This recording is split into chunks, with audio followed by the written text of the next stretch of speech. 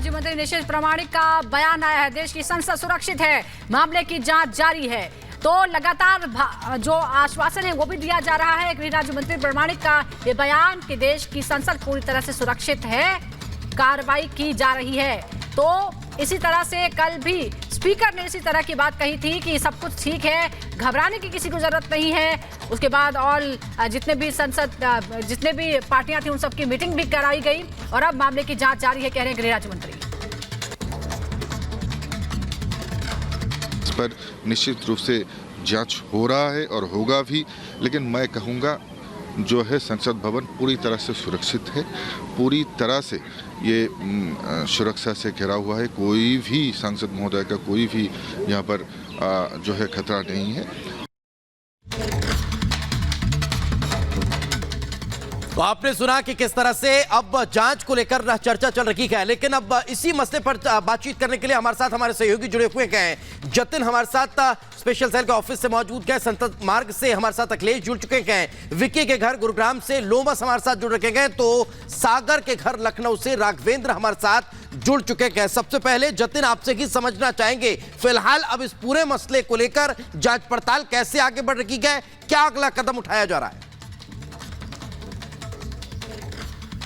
आज बिल्कुल देखिए, ललित की तलाश को लेकर स्पेशल सेल की 2 टीमें अलग से बनाई गई है जो कि ललित की तलाश कर रही है। ललित झा वो शख्स है जिसके पास संसद के अंदर और बाहर जो लोग प्रदर्शन कर रहे थे, कुल 4 वो लोग थे, उनके फोन ललित के पास है। साथ ही जो जानकारी हमें मिल रही है कि स्पेशल सेल को ललित की आखिरी लोकेशन राजस्थान के निमराना में मिली है। जब स्पेशल सेल की टीम वहां पर पहुंची तो ललित वहां से फरार हो गया, वहां से भी कहीं ना कहीं चकमा देने में कामयाब हुआ। तो ललित एक महत्वपूर्ण कड़ी इन्वेस्टिगेशन को लेकर, क्योंकि फोन इन सभी के ललित के पास है, उनके फोन भी कई राज खोल सकते हैं। लेकिन अभी तक की इन्वेस्टिगेशन में कई चौंकाने वाले खुलासे हुए, किस तरीके से ये इंडिया गेट में इकट्ठे हुए। अमोल जो कि महाराष्ट्र का रहने वाला है, वो कलर स्प्रे बम लेकर आया, उसने सभी को डिस्ट्रीब्यूट किए। जूते के अंदर एक कैविटी बनाई गई और उसके अंदर उस स्मोक बम को प्लांट किया गया और जब वो संसद भवन के अंदर पहुंचे तब जाकर उसने अपने जूते से वो स्प्रे निकाला और सबने विजुअल्स देखे कि इस तरीके से वो स्प्रे को, एक तरीके से स्मोक बम है उसका जो नोजल खींचा गया, उसके बाद वो पूरा धुआं संसद के अंदर देखने को मिला। स्पेशल सेल और जिस तारीख को उन्होंने चुना है, इसको लेकर भी सवाल बनता है कि क्या कोऑर्डिनेट करके इसी तारीख को जानबूझकर चुना गया था। हमारे साथ हमारे सहयोगी लोमस भी जुड़े हुए हैं। लोमस, जरा आप विक्की के बारे में बताइए।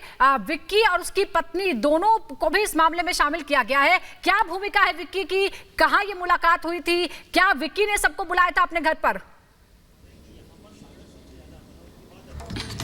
बिल्कुल बिल्कुल सुजाता, मैं आपको बताता हूं कि मैं विक्की के घर पे हूं और साफ तौर पे विक्की वो व्यक्ति है जिनके घर पे वो 5 आरोपी रुके हुए थे। और साफ तौर पे क्योंकि जिस तरीके से इस पूरे मामले की जांच हो रही है, जो तमाम आरोपी है उनको तो फिलहाल गिरफ्तार कर लिया गया है, लेकिन जो ललित झा है वो अभी फरार है और साथ में जो विक्की है जिनके यहाँ पे सागर हो या तमाम आरोपी रुके थे और उनको भी कल गिरफ्तार कर लिया गया था। और साफ तौर पे आप देख सकते हैं ये वही घर है। यहाँ पे बताया जा रहा है कि 10 तारीख को तमाम आरोपी यहाँ पहुंचते हैं, पहुंचने के बाद यहाँ पे प्लानिंग करते हैं और ये भी कहा जा रहा है कि 1.5 साल पहले भी ये आरोपी मैसूर में मिले थे और उसके बाद वहां प्लानिंग करके और उन्होंने ये तय किया था कि गुड़गांव के इसी इलाके में, इसी घर में उनको शरण लेनी है और शरण लेने के बाद पूरी प्लानिंग के साथ संसद में जाकर के अपने वारदात को अंजाम देना है। साफ तौर पे आप देख सकते हैं ये वही घर है और साफ